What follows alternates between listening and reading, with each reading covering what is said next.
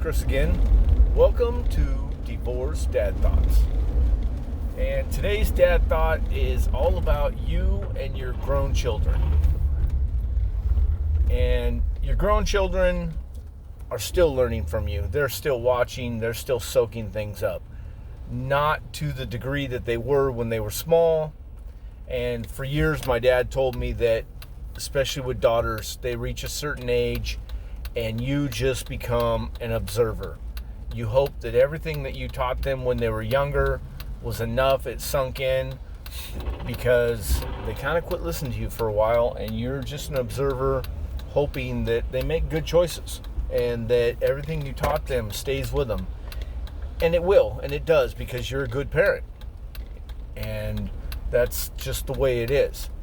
However, being an adult child myself, I am still soaking up and learning from my dad.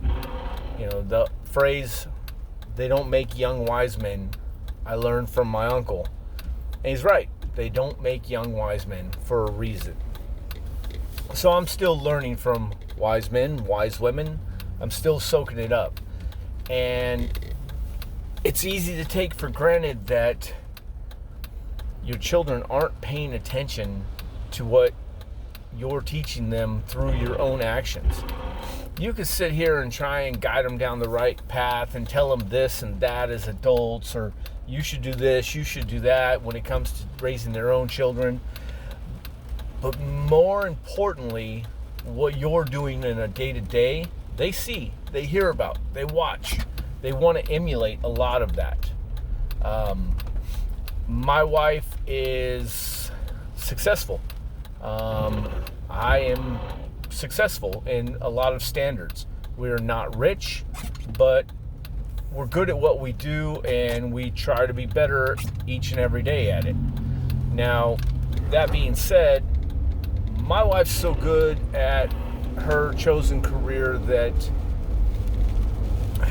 and she puts so much into it. She's just, that's who she is. She cares about what she does, and she has other companies headhunting, calling her, offering her jobs, and she's loyal to her job. She's just now making a change, and it's tough to do. She's been with the current company over 9 years, and she would have never thought about leaving, but the opportunities to improve our life, to improve our retirement, to spoil our grandchildren even more.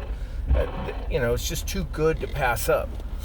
And I know our daughters see that. They see, and they respect, and they're proud of the work that she does and what she is doing. They may not emulate it right now, but they will. I think they will. They'll choose their own path. They'll get there, in their own time. But I know they see it and they're learning from it. Definitely the oldest daughter, Brooke, she, that's her biological mom. And she is definitely watching her mom and learning from her mom. She's proud of her mom. They're typical mother-daughter, love each other like crazy. And, they have, that in-depth best friendship conversations and stuff. And while Brooke isn't a material person, and if she had a cabin in the woods and could live there happily ever after, she would. That's just her persona. She's still a hard worker. And she learned that somewhere.